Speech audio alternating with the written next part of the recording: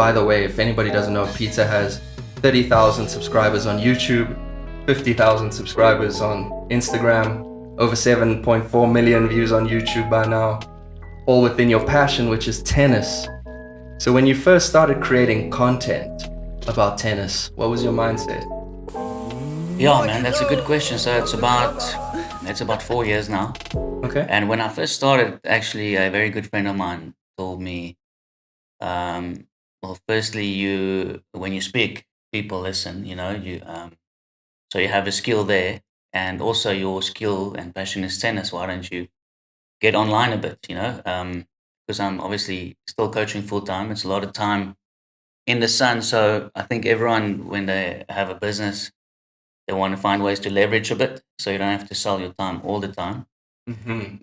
So I started slowly, just posted some videos, posted some tips, and I saw one video went viral. I think it was on the kick serve, Okay. and I realized, well, people are actually enjoying this, and then that actually ignited a passion in me to keep going and figure out the online space. I don't have it all figured out yet, but it's quite exciting to see that you can help people around the world online. So it started as not knowing what was going to happen, Okay. and it grew quickly. Yeah.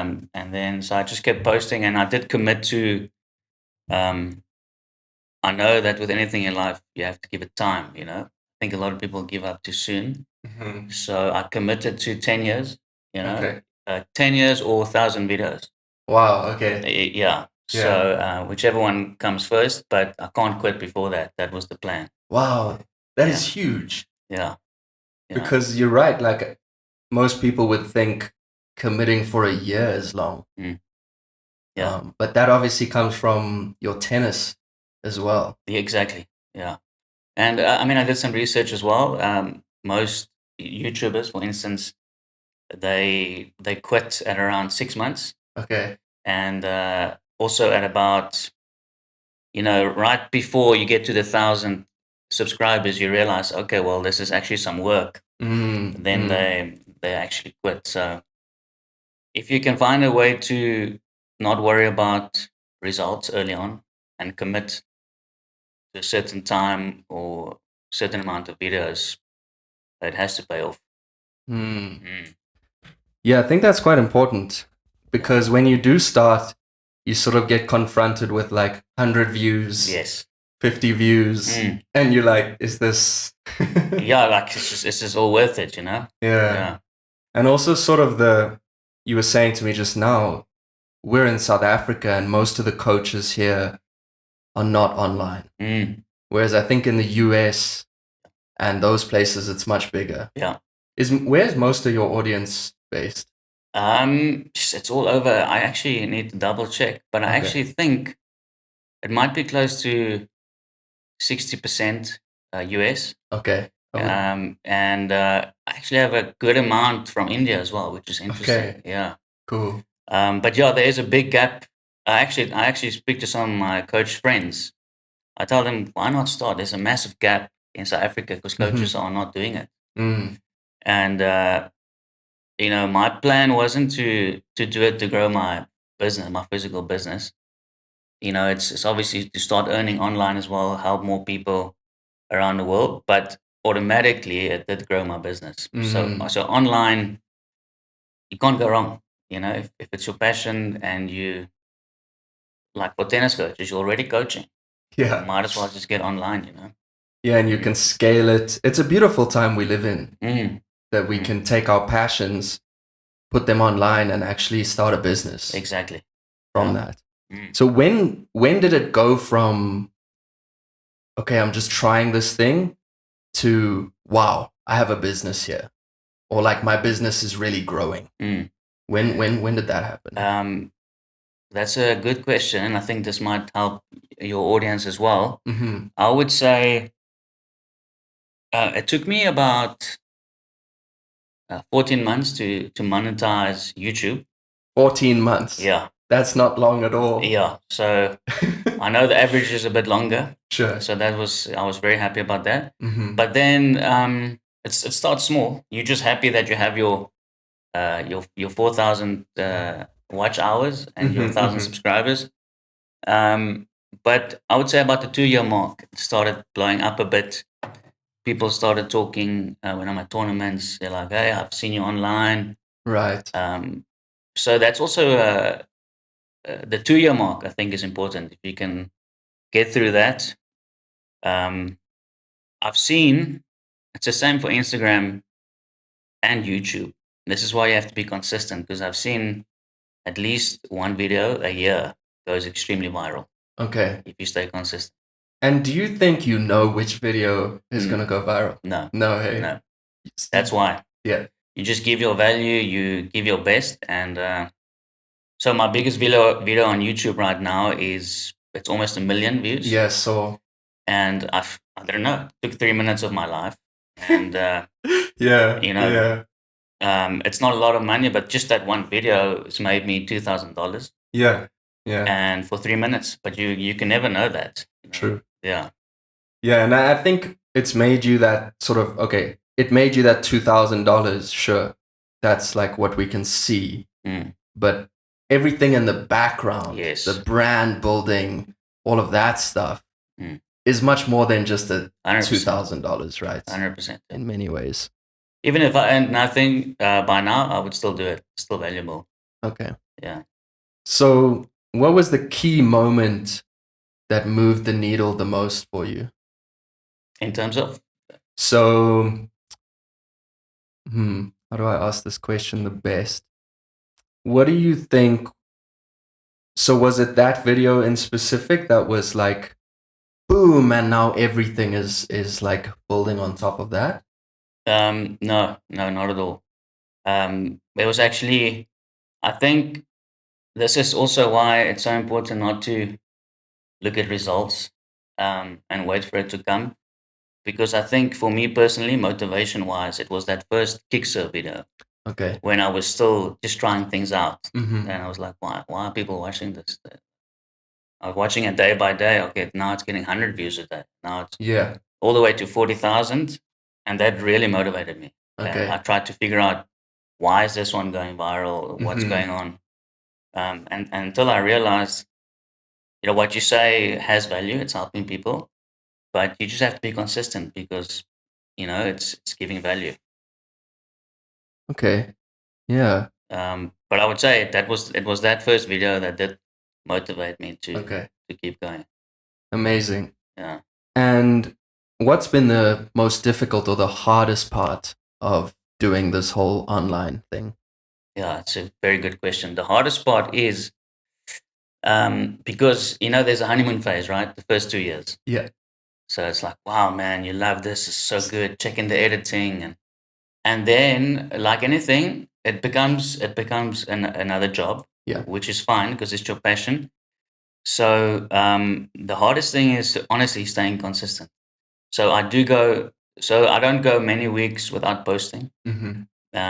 But to be completely honest, you're also a content creator, but you can feel when your foot is off the gas, and you can feel when you're pushing, and you can also feel the momentum. So it's very dangerous actually when you feel the momentum dropping to think because if you stay back for too long, it will be hard to get back. So I think if you keep the momentum is so important. Again, commit to how many videos you feel is right and stay consistent. I think that is the hardest part. Just staying consistent. Yes. So just like in tennis. 100%. Yeah. Just like in life. Yeah. Consistency is the only thing. And then if you stay consistent, you never know when that next video is coming. And then that will motivate you again, But it's hard. It is, yeah. It's work. But when you have people commenting, best coach on YouTube, or I've spent this much money on coaching and you helped me in 5 minutes, you've just changed my career, then like, wow, this is all worth it. That's a great feeling. Exactly. Yeah, true. And speaking about those good comments, which are really nice and they motivate you, what about all the bad ones? How has that made you feel over time? Um, yeah, so I've had a couple. I must tell you, obviously, we all know there are negative ones. Yeah, Um, it's the nature of the internet as yes, well. it has to. It has to be. Yeah. Um, I've had one or two that stuck with me a little bit. Like, you know nothing. What are you talking about? This is a disgrace Yeah. to tennis. Or Yeah. you're gonna injure this kid with that. That bothers me. Oof. Yeah, yeah, yeah, yeah, yeah. If they tell me that I'm hurting a player, I don't Mm, like that at all. But if you're online long enough, you know that you have to find a way to cut that off because you're helping a lot more people, and you just get those bitter people online. yeah, They yeah. they get something out of it when they try and get those sharp words out to you. It could be jealousy, it could be something in their own life or whatever it is. But Mm, some of them is sharp, it hurts a bit. mm. Um, but the good ones actually overpower it. Yeah. Okay. Yeah, I like that. And if you were starting from zero or starting from maybe where I am, I'm 6 months into building my tennis thing. Mm. What would be your focus? So starting from scratch. Yeah.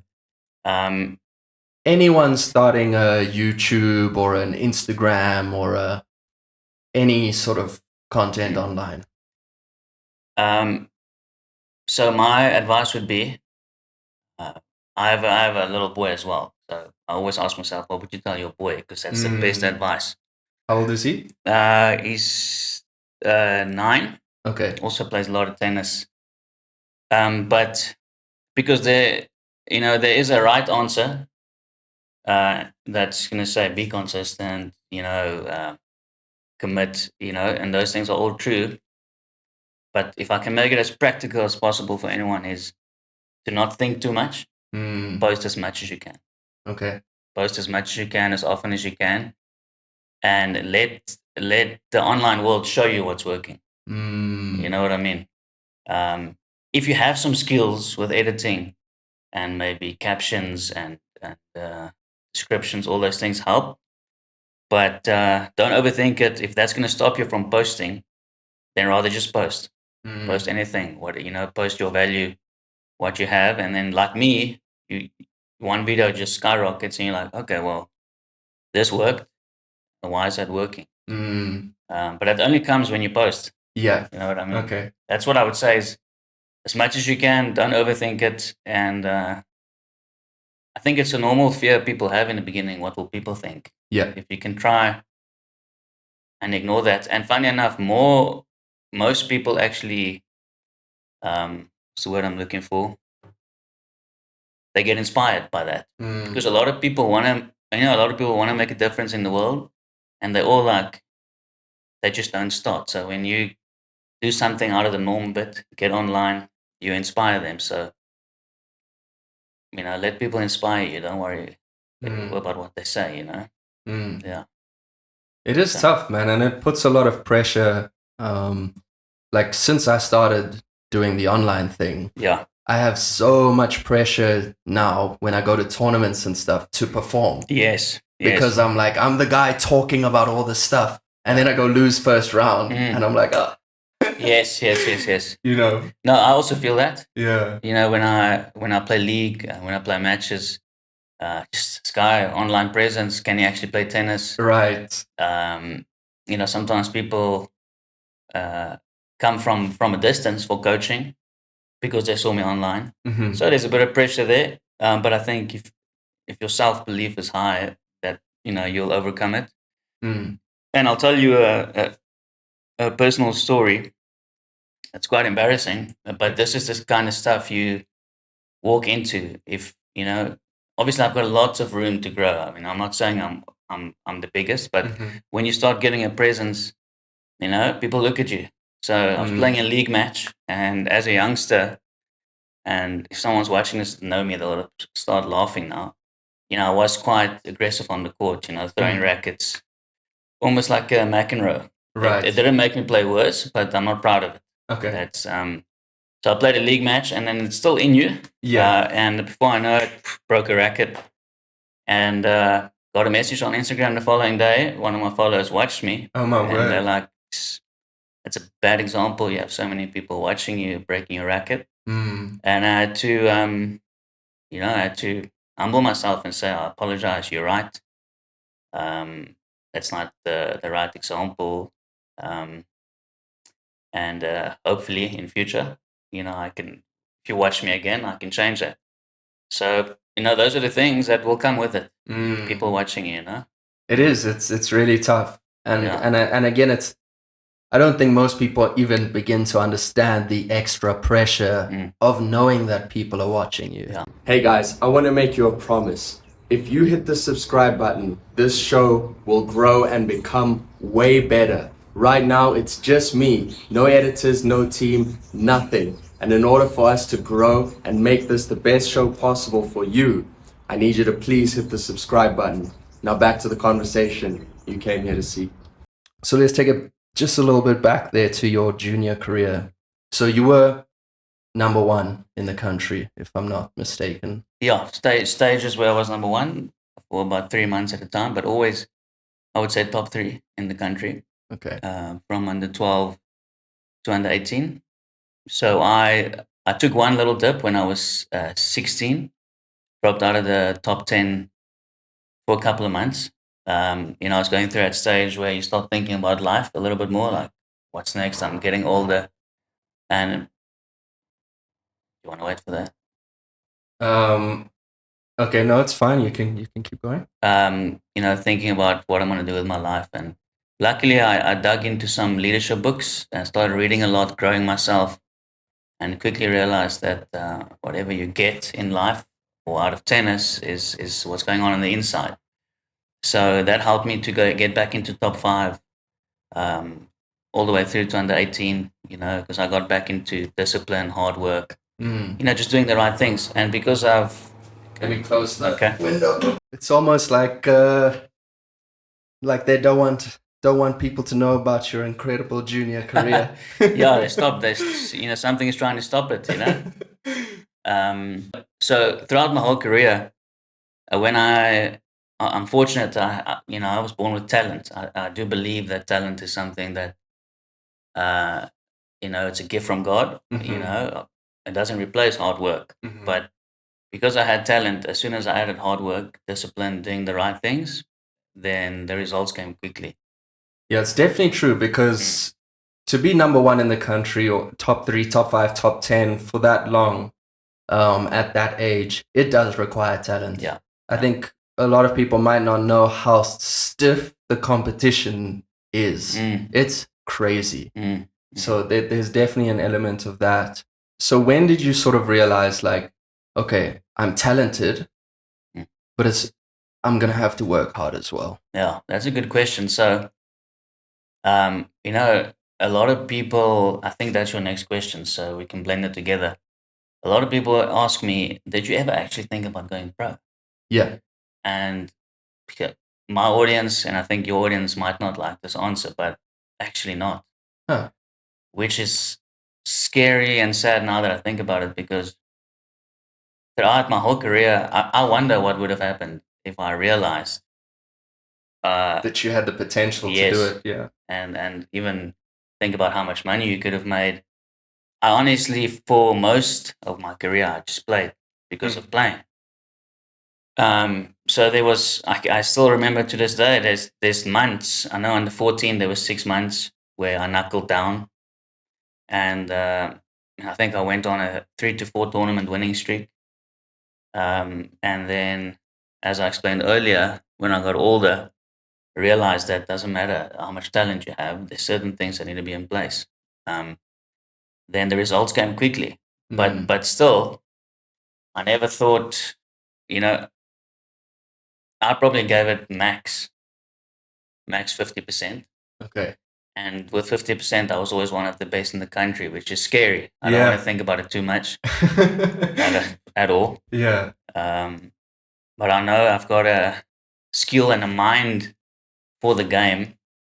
So I'm I feel happy within myself because I'm still using it up until this day to help people. Um, but I still see it. I think you as well. Talented players. Yeah. They don't realize it. No. And then you have someone working so hard next to them that would give anything for that talent. Yes. Uh, Yes. you know, it's sad because I know we've all heard this a lot, but if you combine talent with hard work, it becomes Roger Federer. Yeah. Yeah. Yeah, definitely. And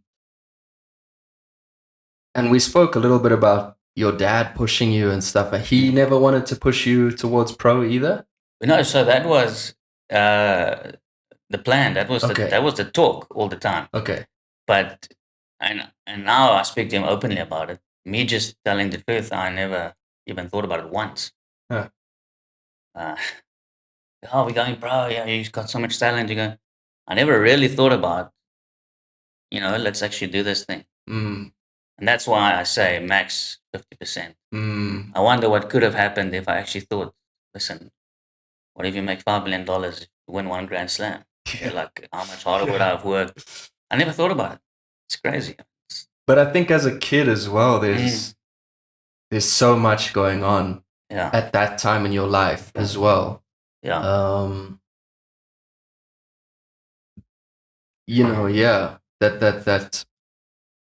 That thought might not necessarily fully come in, and it seems like quite a far away exactly thing. But sort of like, okay, so you turned 18, let's say. You left high school. And then obviously you weren't trying to go pro. So what happened then? Yeah, so I turned 18, and by then I had a crazy hunger for, for achievement, making something out of this life. But I always knew that tennis has to be a part of it because it's my life, it's my skill. And I didn't like mindfully say I'm stopping tennis, although I also didn't think that I'm going to carry on to go pro. If it makes sense. Yeah. So my dad's business at the time took a dip, so there wasn't going to be any traveling anyway. Okay. So I actually started coaching for some pocket money, to be honest. Got you. To have some money for the girlfriend or whatever it was. Yeah. And because I had, all this knowledge from the books I read of time management and, all the personal leadership, it grew very quickly, the coaching, because now, I'm doing a good job on the court plus my knowledge, all my experience. So within 2 years, I was making a living out of tennis coaching. And then, from there, I wasn't going to go back to try and go pro because in my mind back then, I already felt like I'm making a living. So let's keep pushing this coaching career and see how big you can get it. As we sort of touched on before we even started the podcast, like how expensive it actually is to try and go pro. I mean, you need, I think the son of one of the Wilson guys is trying to do it. And I heard through the grapevine, they're spending 2 to 4 million rand a year. Yeah, that sounds about right. Yeah. Which maybe if you're in the US is what, $100,000 to $200,000 a year. And that's with there's no guarantee that you are going to break through, that you're going to make it back or anything. That's just to give yourself a chance. Yeah. That's very, very scary. Man, yeah, it's crazy. It's really crazy, I think. And we spoke about earlier, Dominic Thiem admitting or saying that it's about $1 million. Yeah, to make a pro tennis player. Yeah. That's a big upfront investment without knowing for sure. You know, I mean, you look at someone like Alcaraz, he started with Juan Carlos at like 13 or something. Yeah. You know, here in South Africa, there's not really, that thing. I mean, I think we're getting there. We're getting closer to it with people like you building such amazing academies and Mm. helping the top players and stuff like that. But we don't have No, that the much of it. opportunities are a lot less. Yeah, Yeah. yeah, We only have like 3 ITFs a yeah, year. exactly. Yeah. So on paper, from South Africa, it looks impossible. So it Mm, does demotivate a lot of players. mm, And I've had some friendly arguments with a lot of my coaches friends, because I choose to believe that, if if they really can see themselves doing it, if they really believe it, doors will open. mm, And it sounds like, oh, come on, man, what are you dreaming about? I mm. really think so. If you look at Djokovic's career, Good he point. also didn't have much, Yeah. and I believe if you're convinced this is what you're supposed to do and you're supposed to go pro, Mm, someone will end up sponsoring you. mm, Something will happen, but mm. it must be so clear, like I'm doing this or I'm dying. Yeah. So it Yeah. sounds, just like a nice story, but I choose to believe that, and I Yeah. think that's also what motivates a lot of my players still, is because I believe anything is possible. I Mm. really do. Like, um, it's up to you. You know. I think that's so important because I think a lot of coaches are quite pessimistic, And you they go know. on paper, Mm. very realistic. And they come from a position of, a lot of them come from a place of like, I tried and Mm, couldn't do it, so why do you think you can, yeah, you know? yeah. That was a big experience of mine, and Mm, I think it's really important for players to have people who believe. yeah. Yeah. That's why I always ask my players, the serious ones. I first ask them what they want to do, because if they don't want it, then 100% It's no not, yeah. chance. So Yeah. I tell them, start as low as you want. You want to be number one in the school, easy. You can do that easy. Top 10 in the country. I can almost guarantee we can get you there. It's a couple of steps, enough hours. Um, and then, or you want to go to college in America, or you want to go pro. And then Mm. if they say, because the first three steps for me is easy. I know what it takes. Doesn't matter if you have talent or not. If you, it's an hours game. Like if you spend a certain amount of hours on the court with decent coaching, top 10 for me is a given. Okay. A lot of players, how is that guy so good? Meanwhile, the guy's doing consistently 2 hours, or the girl 2 hours every single day, Yeah. and I'm going, or that person is going for 3 lessons a week, and Mm. they're stuck at number 30 in the country. Mm-hmm. It's there's no secret. Mm. But if they do say that they want to go pro, um, then I tell them it's close to impossible. It is possible, but when you say that, you know what it means. We Mm. have to be a little bit obsessed. You have to be insane. I have Yeah. to treat you different than all the other From players. yeah. Um, I'll be honest with you. I have a lot of top 10 players right now, but I Mm-hmm. only have one that when he says I want to go pro, I know he means it, Okay. and it's the first one after 16 years. Sure. So, Okay.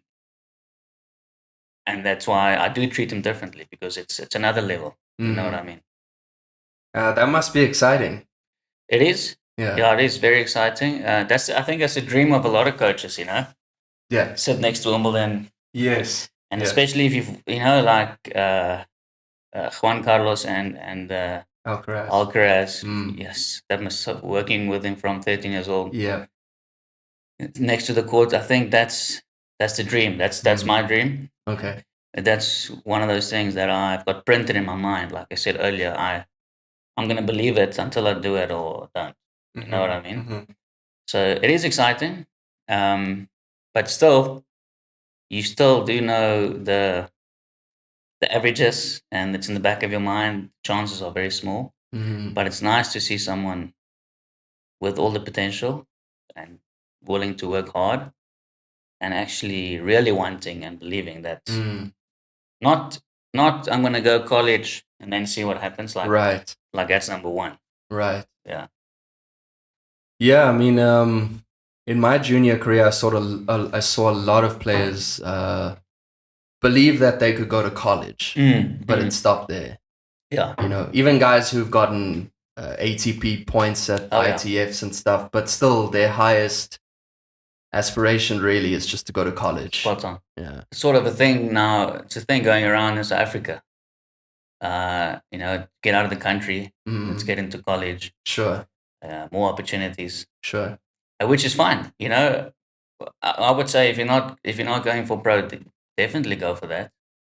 It's almost like it's obviously the safer plan, the safe route. Most players I coach right now, that's what they're aiming for.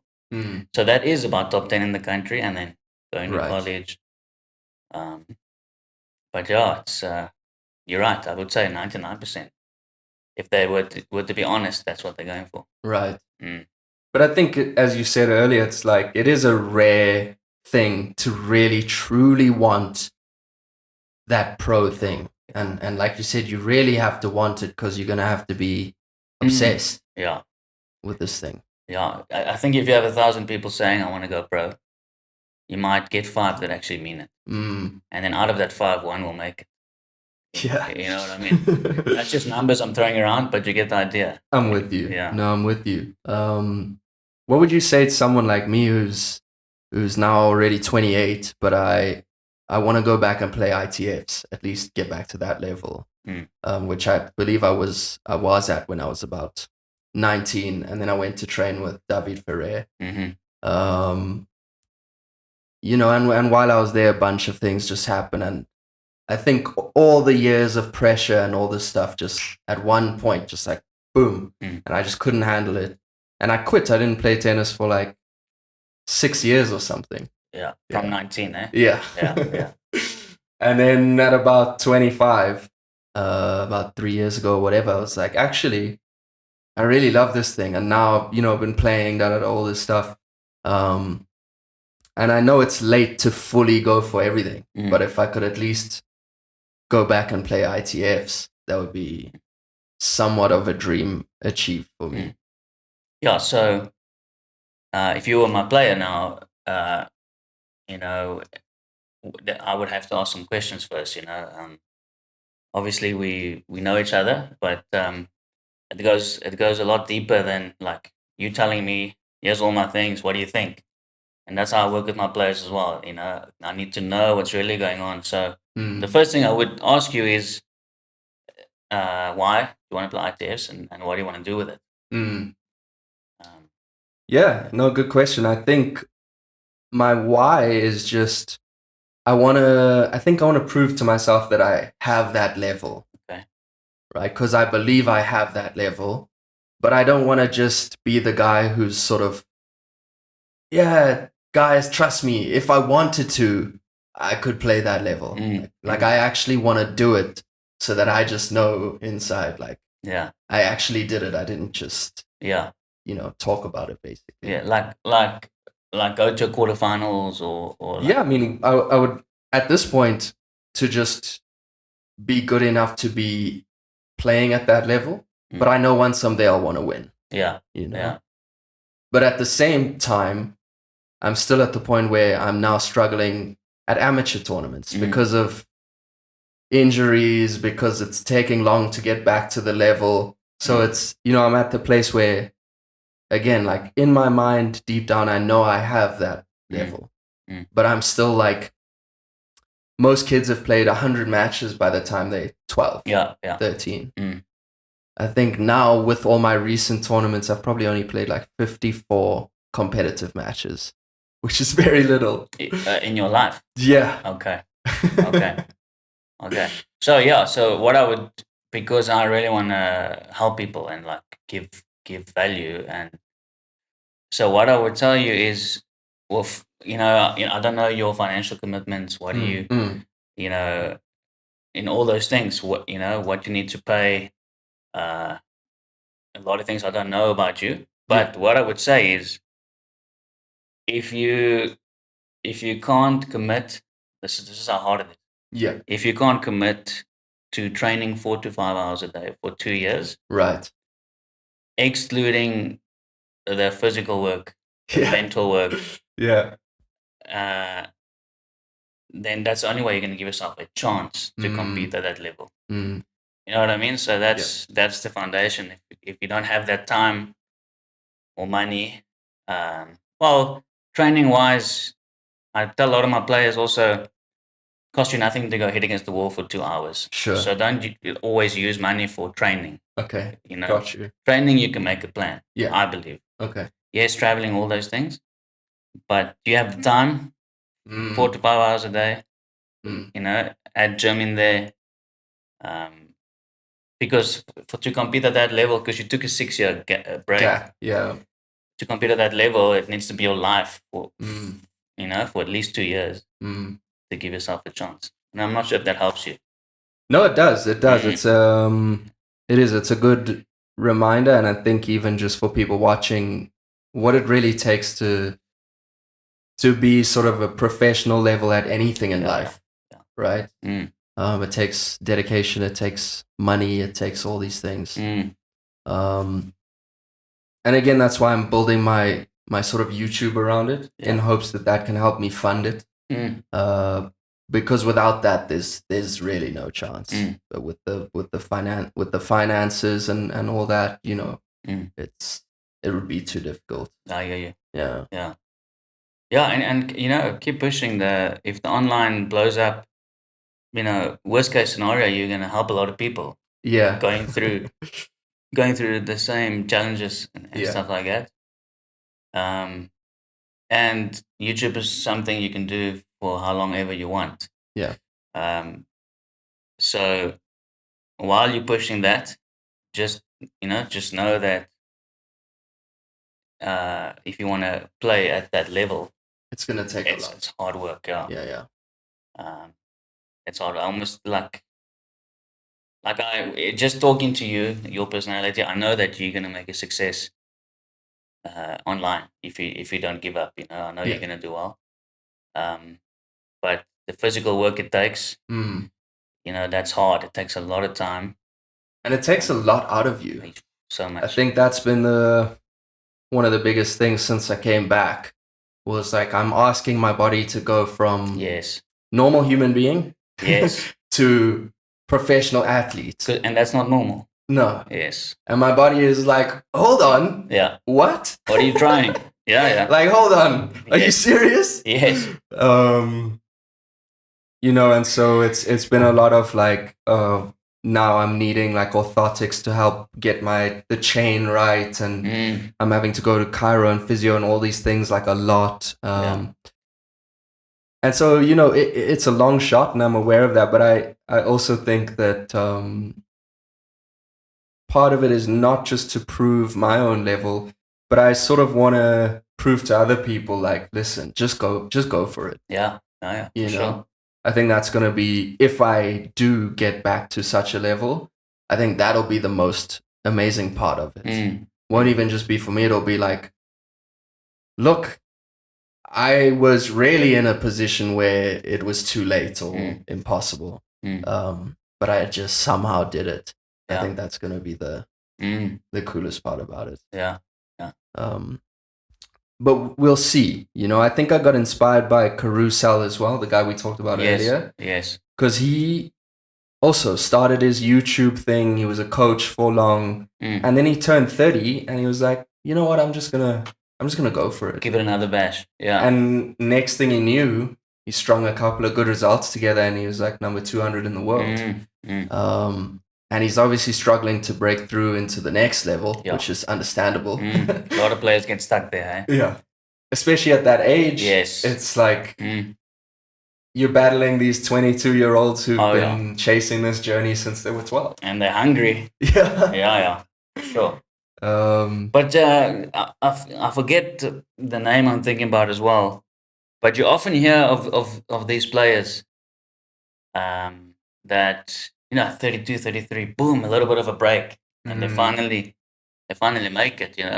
That's inspiring. What was I think it was? Do you remember? I think it's Tennis Sangren. I'm not sure. Sangren. I'll try and get the right name. Maybe you can add it somewhere. Yeah. Also living in his car for a while, traveling tournaments, and then all of a sudden, I think he went to quarterfinals of a of a slam. So those stories are out there, you know.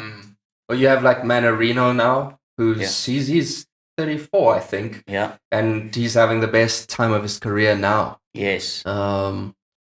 You know, you have Stan, who's still playing all the challenges and stuff, which obviously he's won Grand Slams and all that. But I think it's still amazing that he's competing at that age. Yeah, yeah. You know, 99% just South Africa of the top 20 players have all played 200 or more matches.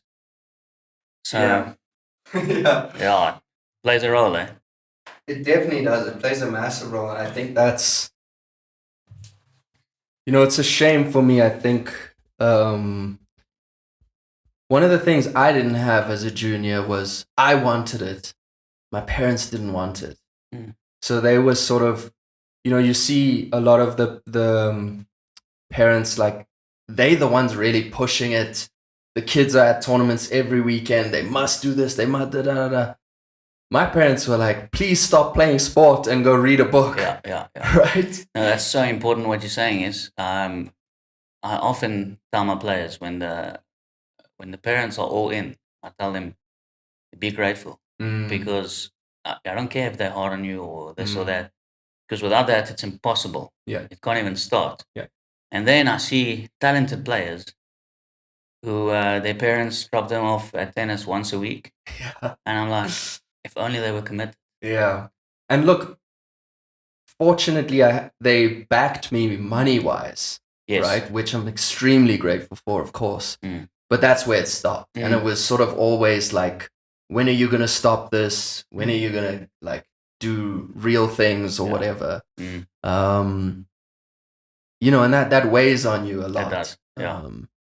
And when you're that age as well, trying to push for something like that yourself, it taught me a lot about life. Like, listen, you're gonna have to be the one that wants it in whatever it is you're doing. And it built me, I think, well as a man, but it left me in a position tennis wise where it was like, you know, you're not gonna be as good as these other guys and whatever, because you're just not able to, you don't have anyone else trying to push you.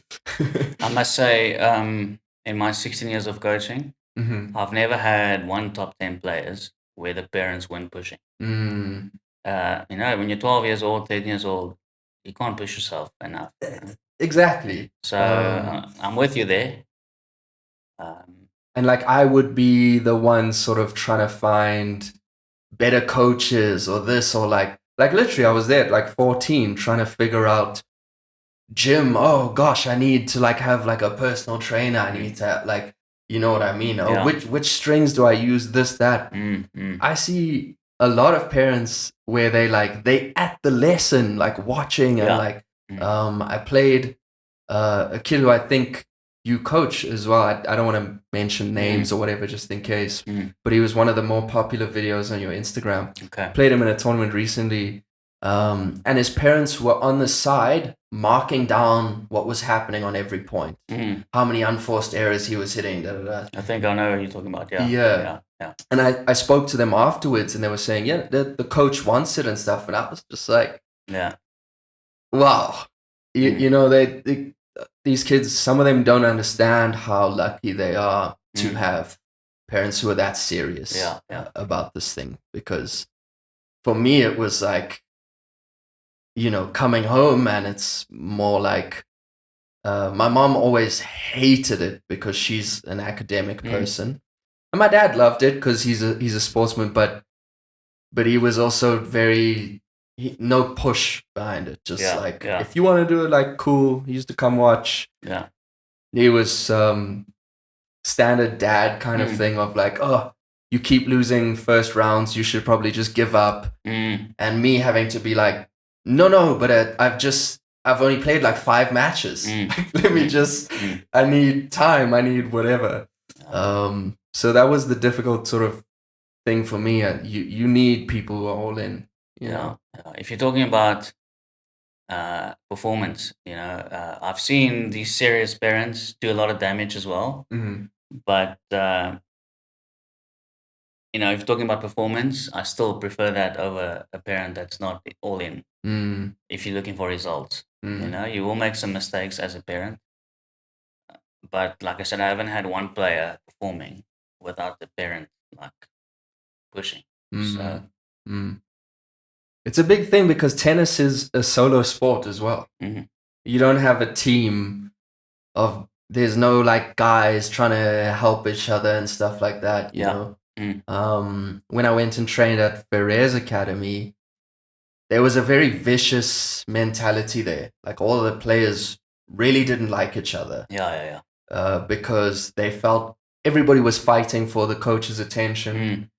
Everybody, it felt like guys were going to bed, like praying, oh man, please, can Shaheen get injured tomorrow? You know? I hear you. Yeah, it's war. Yeah. So it's if you don't have someone in your corner, you burn out and blow up like I did at 19, right? Because I was out there alone. All this pressure, all this stuff. I was spending a lot of my parents' money as well. Even though they were really not wanting me to do this whole thing. Luckily, they were still supporting it financially.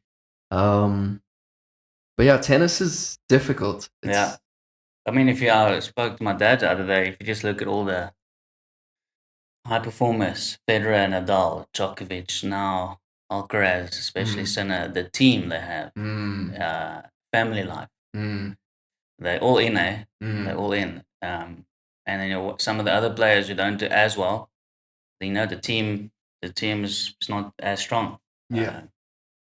So I think that's huge. The circle around you. Yeah. And again, it takes quite a lot of financial backing to have the team as well. It's a lot. Like the Carousel guy I was telling you about just now, he's funding this whole thing himself. So he's not traveling with a coach, not even a coach. Yes. Never mind physio or anything else. That's tough, man. Yeah. And it eventually just leads to absolute burnout, as you would imagine. So I think we've talked quite a lot about tennis. I want to recap some of the online business stuff just in case, because we obviously missed some of the stuff from the beginning. Okay. So what would be your advice for somebody who's starting an online business? First thing I would say is, fall in love with creating content. Okay. And like I said earlier as well, don't try and be perfect. Content, that's where everything starts. So have a goal in mind, whether it's 1 video a day or 4 to 5 a week. Commit to that, and don't try and be perfect. Like I said earlier, it's just the case with me. It's the more you post, it's almost like the online world shows you what's working and what's not working. Right. And like I said, I've got a lot of room to grow still. Yeah, man, I was really surprised. You've only been going for 4 years. Yeah.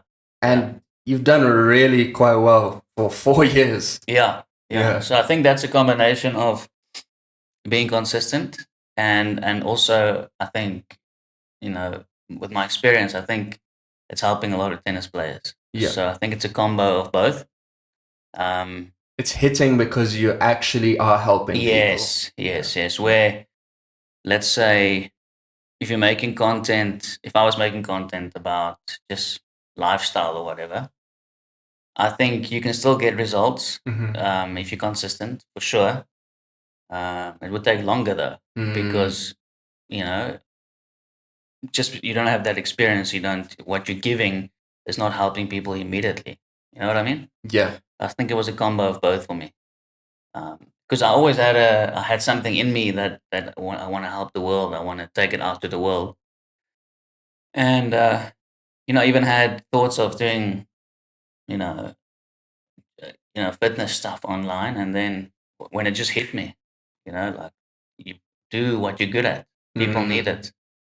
And I think that's why it grew maybe a little bit quicker than maybe other channels or pages. Yeah. And at what point did the following turn into a business? Like, wow, this is now making money. I would say about 2.5 years Okay. of consistent posting. Okay. Yeah. Interesting. And what's the best monetization that you found? Is it, I see you have like a course as well, a forehand Yes, masterclass. Yeah. There's obviously the ad revenue from YouTube itself. You probably have some sponsors. I'm not sure if you do. Or... Yeah. A couple of sponsors. So, like I said, I'm going to be honest. So the online world is not, because I have a big business as well, the tennis academy. It's not close to replacing my income. Okay. Yet, you know. So this should show also your audience like what to expect. I've got 51,000 followers on Instagram and 30 something subscribers on YouTube, and it's not really replacing my income yet. But saying that, my profession is a tennis coach, so I know that, and I'm busy working on that with some fine tuning. You can easily earn a lot of money with my following. Yeah. So I'm busy working with some editors as well now, and guys, just the guys that know that side of it. Yeah. But YouTube pays well if you're consistent, and making some good months with the course as well. Okay. But I know it needs some fine tuning. Okay. So it's almost like I've got the base. Yeah. And I'm very close. I would say I'm about 2 years away from, if I handle this opportunity right, I'll call the following opportunity. If I handle this right, within 2 years, I could replace my income. Amazing. Yeah. Because like it is still quite new. Like you said, I mean, 4 years is not that long of a time. So the fact that it's already making the money, and in another 2 years, potentially replace. And I mean, you're one of the biggest coaches in South Africa, so that's quite a big income to replace as well. 100%. That's really cool, man. Yeah. Which is, it's a tough one. It could be like a catch-22, because let's say I wasn't earning decent income on the court, I might have actually by now spent more time online. What that would have done, so I'm in this catch-22, but I'll stick with my plan, staying consistent, and if I can replace it or get it to almost the same as the academy, then that really gives me opportunity to really tell my players, listen, I've got opportunity to focus on really only serious players, which I'm doing right now. I'm only working with tournament players, but I can take it up another notch. Like I'm only really working with. That's it. So I've got 3 hours a day. This is. It'll even up your pricing. 100%. Yeah. So I've upped my price once before, because, especially with the online, because people will ask me for lessons all over. And so I had to sort of get to a stage where, okay, I'm limiting the type of players I'm working with, and I had to up my rate as well to know that, if they're working with me, they are serious. And that was tough for me, because I'm a people's person, Yeah, it is difficult. And what ended up happening is all my clients actually said, no, we'll pay the new amount. And that wasn't my plan. I wanted some of them to say. You know what I mean? So, but that's again the online world. It grew my physical business, which wasn't the plan. But that's the power of online. Yeah, amazing. So right now, do you have any space at all? No. Okay. No. Well, look, I mean, if someone, I have like, someone wants to come at 6 a.m. in the morning. Sure. Or if someone wants to come at 7:30 p.m. And then I also have to then decide, okay, whether it's worth it for you. Yes. Is it worth it? Got a family at home. Exactly. So right now, just to be honest, the player would have to be top 10 at least for me to say, okay, let me do that. Yeah. And I'm saying it humbly, Yeah, of course. Because I also we have 8 coaches, so Yeah. Right now, it makes more sense for me for the coaches. There's 8 coaches, Yeah. 8 other coaches at the academy. Yeah. Damn, bro. Yeah. That's big, hey? Yeah, look, it took 16 years, Yeah. trial and error, and to find good coaches is hard, eh? Mm. And they have to trust you. Mm. You have to pay them well. There's also a thing going around where coaches they've been taken advantage of. Mhm. You know, Mhm. I try my best to keep it honest and real because you know, I worked under someone for 2 years, Yeah. and then I quickly realized, no. You know, I need to be my own boss. So I know what it feels like.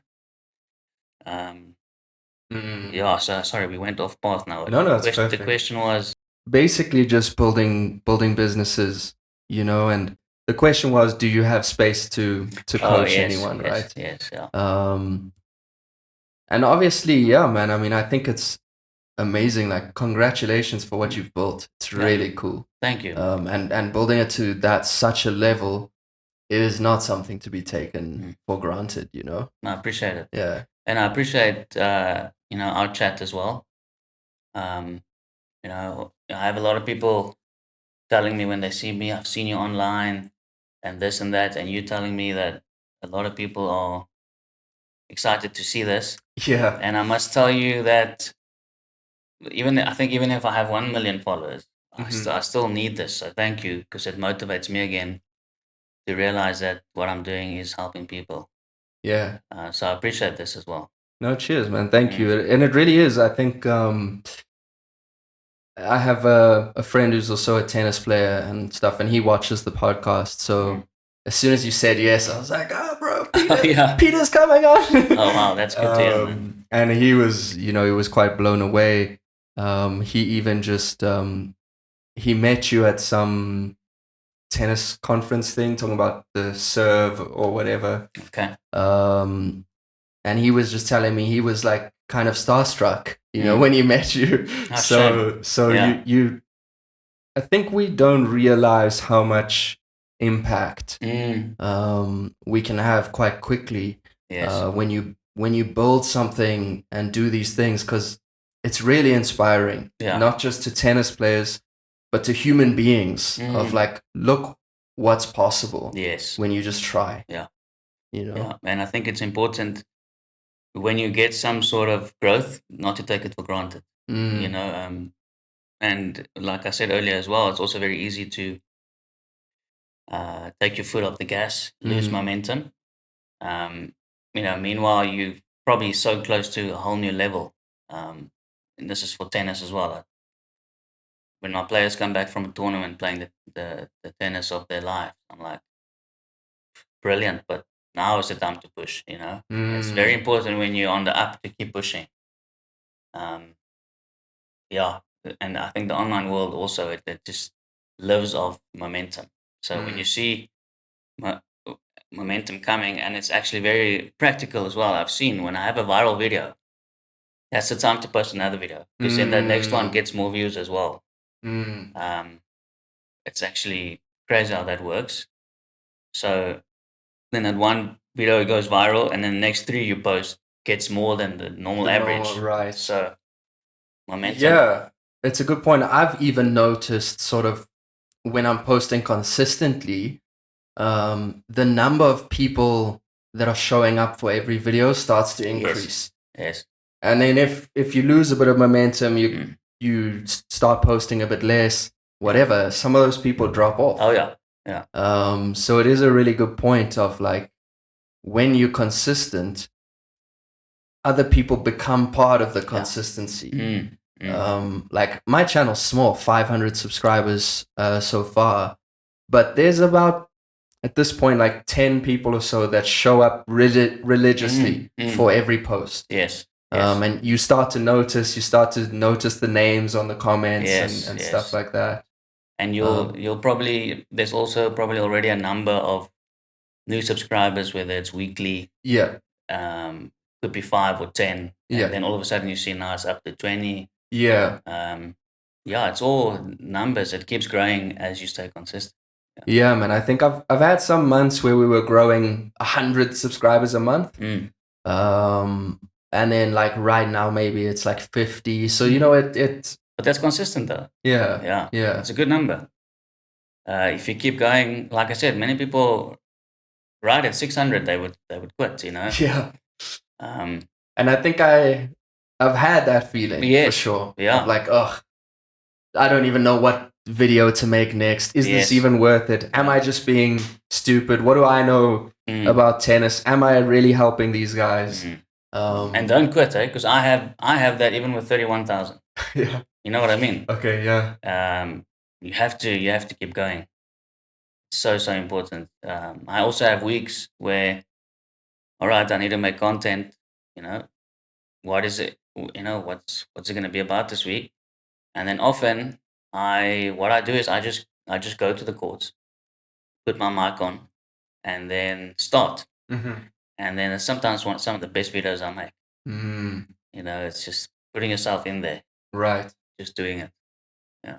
Yeah, man. And I try to remind myself as well. Like when I'm driving to the court to go make a video, try to remind myself like, in many ways, you're living a childhood dream of creating a business out of your passion, being tennis, one of them.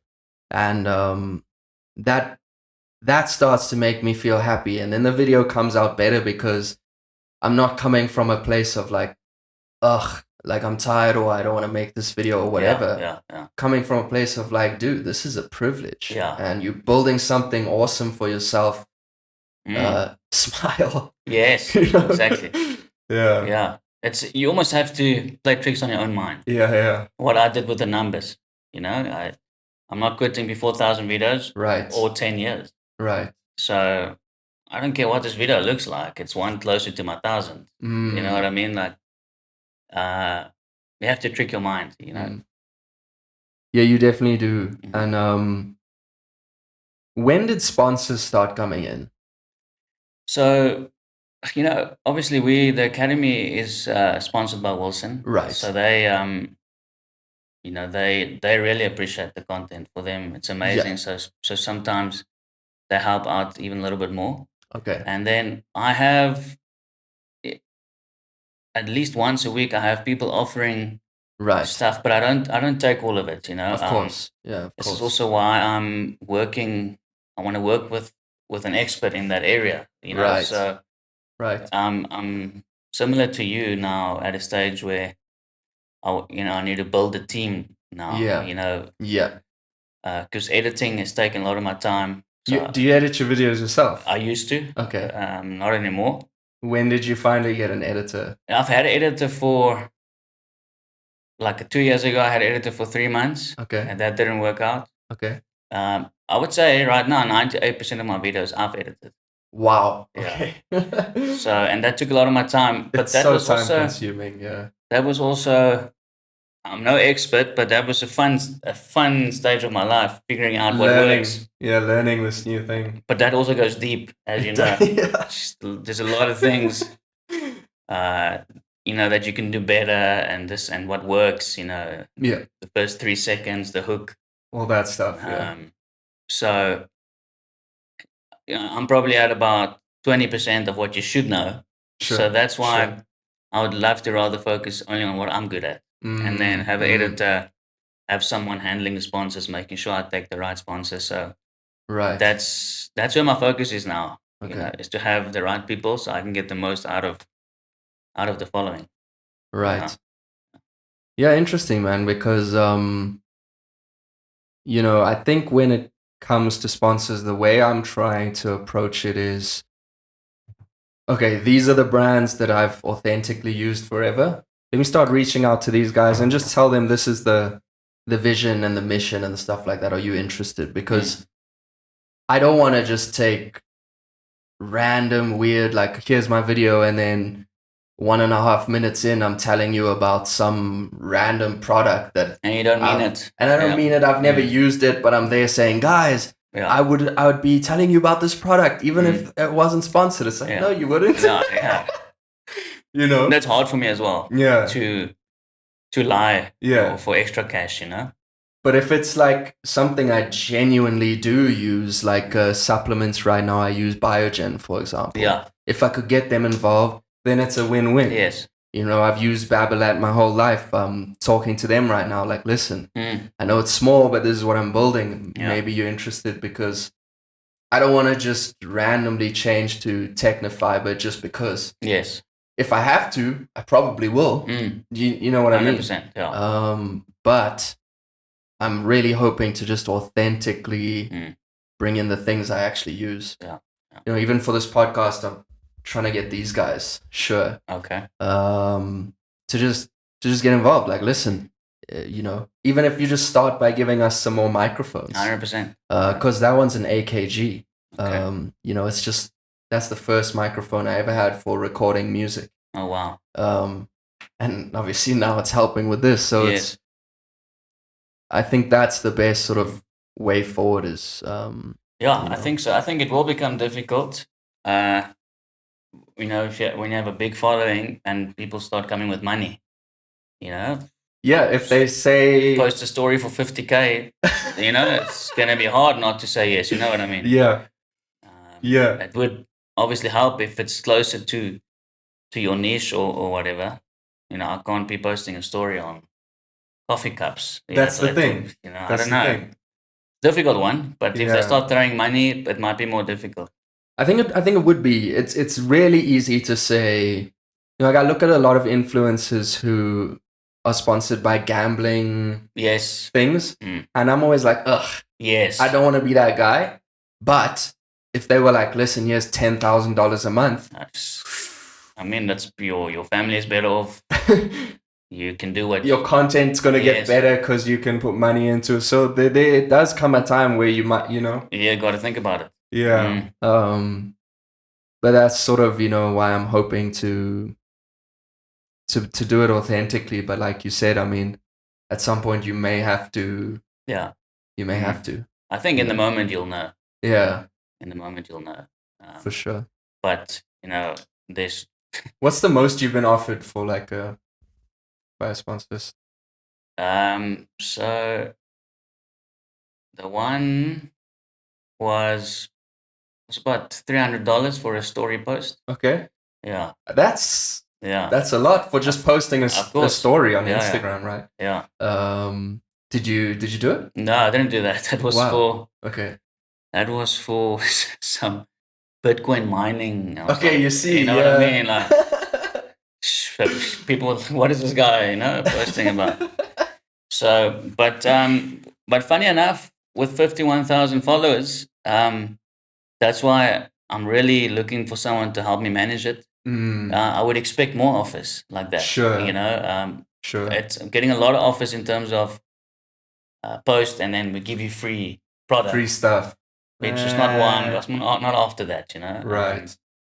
I want to monetize online so that I can spend more time online and less time on the court. You know, so it's true. You do need someone who knows about this stuff, right? Like even we were talking about the whole Alcaraz thing and his team and whatever. Yeah. Like one guy's agent is responsible for sponsors and all that kind of stuff, and they know how to approach brands, how to build a long-term relationship, and some people that's their skill. And they're probably also guided on what to post, you know, himself. Yeah. I'm sure sometimes he just posts some stories, but he's probably got his manager tells him you can't do that or do this. Yeah. Like publicists and all these kinds of 100%, things. Yeah. Yeah, it's interesting, man. And you do have to at some point spend money to make money. Yes. Right? Yes. Exactly. As a business. So this was a question from someone who watches the podcast and is a big fan of yours. Okay. He said, what is your favorite tennis memory? Sure. That's a good question. I'll just have to be honest with what the first thing that comes to mind. I'm not sure why. But this was, I told you earlier, 13, 14 at that stage where something in me just knuckled down for 6 months. Worked harder. You know, normally I was the talented, lazy guy. So I pushed. Right. Went to Mauritius with a team of players for 2 tournaments. and I won the big tournament, the last one, and I was just happy, you know. Even the friends over there, Yeah. I met a girl over there, you know. Of It's course, just everything just fell into place. It just felt good, you know. I beat I beat the guy that usually always beats me. I beat him in the Oof. final. Okay. It was just a great time, man. In Mauritius, everything fell into place. I mean, I have so Of course. many, but for some reason that came to mind now. Okay. And whenever I struggled in my junior career after that, I reminded myself, remember what happened when you knuckled down for 6 months. Mm. Things fell into place. Mm. It's almost like a law, you know. It's a law. If you put in the work, you know, and you put in the work when no one's watching, then it comes out for everyone to see, and Mm.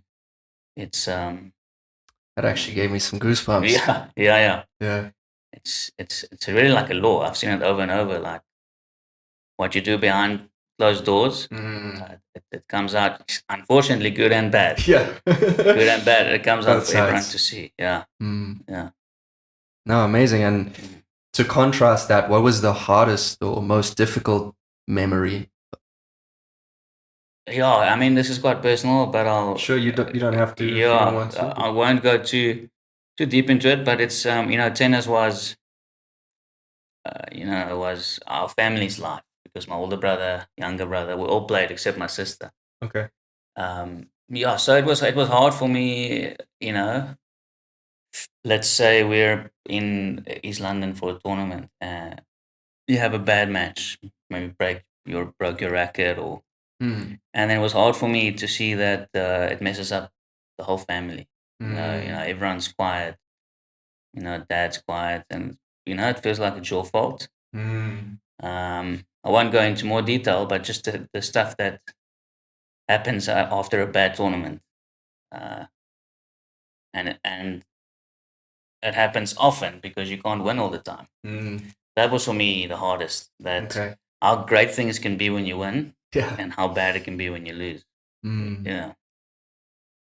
Again, it's back to that insane pressure of being one of the best Mm. out there Yeah. because you're expected to win as Oh well. yeah. And then all the stuff is riding on you, how everybody else feels. Mm. Man, it's a lot. Yeah. Quarterfinals, semifinals. That's a given. Don't even think about losing before that. Right. If you lose in the finals, that's okay. But, you know, but a win will be ultimate. You know what I mean? So a lot of pressure. Hmm. Yeah. Okay. No, thanks for sharing. No. And on a lighter note, who's your favorite tennis player, old and new? Federer, Alcaraz. Okay. Yeah. Federer, man. I was completely obsessed with that guy. Yes. Yeah, how could you not be? Wow. And Alcaraz really is like the new Federer. Yeah. A lot of people compare him to Nadal, which I understand Spanish, the forehand, but his talent is like a Federer. Like he's so gifted. Yeah. He's got almost like the fire of Nadal, and then Federer's flair, Yeah. Federer's talent. And then he's got Novak's sliding backhand Yeah. as well. He's insane. He's just got everything. Yeah. But I used to obsess over Federer's technique, Okay. which I tell my players never to do. Don't try and copy it. Don't try Right. and copy pros because it's impossible. Mhm. You know, you can mold your game around them, Mhm. but if you Mhm. catch yourself trying to look exactly the same, it doesn't work. I've tried it. Mm. But I would obsess over his forehand. What's he doing with his racket when he turns? Oh, I see he's Right. doing something there. Yeah. What is he doing with his hair? You know what I mean? So, and then I would just go crazy. Yeah, it has to be your game. I think that's a very important thing for a lot of the people on YouTube who watch the tennis stuff. Yeah. Because I think they, like we spoke about before we started, they're really obsessed with technique. Like insanely obsessed. You know, Yeah. and a lot of the videos I see are like, oh, if you just tilt your wrist like 3 degrees like Yes. this, you'll Yes. win every match you Yeah. ever play. It's like, bro, No, it's rubbish. come on, you know.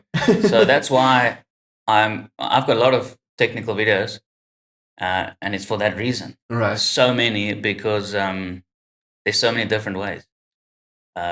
And often I get lucky where I hit something that's specifically for a player that's helping him so much. But it's impossible. There's not one way.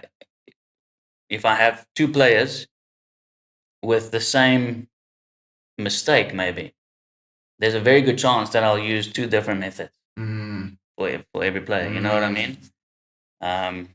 So yeah, if there was one set way, it would have been nice. But Sure. yeah. Yeah, it's a difficult thing. It's yeah, and I think the last thing here was family, but I think we touched on that throughout the discussions. It's such an important part of life. And Yeah. how many kids do you have now? 3, eh? 3. Yeah. Okay. Started young. Yeah. 3 kids. How old were you when you had your first? 25. That is very young. Wow. Yeah, and all three before I was 30. I'm 34 now. Okay. So I started very young. Man, you're still a young dude for all the success you have, bro. Yeah, thank you, man. Thank you. I Yeah. Sometimes I make a joke. Maybe not. Maybe it's the truth coming out. You know, all the stuff I asked God for when I was 22 years old, He gave to me. And now sometimes I complain about it because it's so busy. You know, so your blessing became your curse, which, you know, I'm grateful for it. I won't change it for anything. But when you're so driven for this, and there's so much more I want to do though, but when you're so driven for this ideal life, there's a good chance you'll get it. And then you just got to be careful not to, when you get there, you know, what's most important must stay the most important. You know what I mean? I often, at the moment, I often catch myself also being burned out. Because it's a lot, you know? Yeah. It's a lot. 3 kids at home, building online, building the business, 8 coaches that you know, have to manage. People asking you to come do podcasts. No, but I mean, yeah, no, this was fun, man. But yeah, family life. I'm very fortunate with a good wife supporting me, supporting all my crazy dreams. I think that's important. Yeah. If you do get married or if you have someone next to you, it doesn't matter how crazy your dreams sound, they must be behind you. If it wasn't for my wife, I probably haven't even started a lot of the stuff I'm doing now. Interesting. Yeah. Yeah, man. And just to cap it off, a lot of the time you're saying, you know, you're still growing and there's so much you want to do. So where do you see yourself in 5 years? Good question. So, like I told you earlier, I'm a firm believer in having clear vision. You can already see it, you know. So I don't have a exact like 5 years from now. I don't like that too much because in my mind, what if it happens earlier?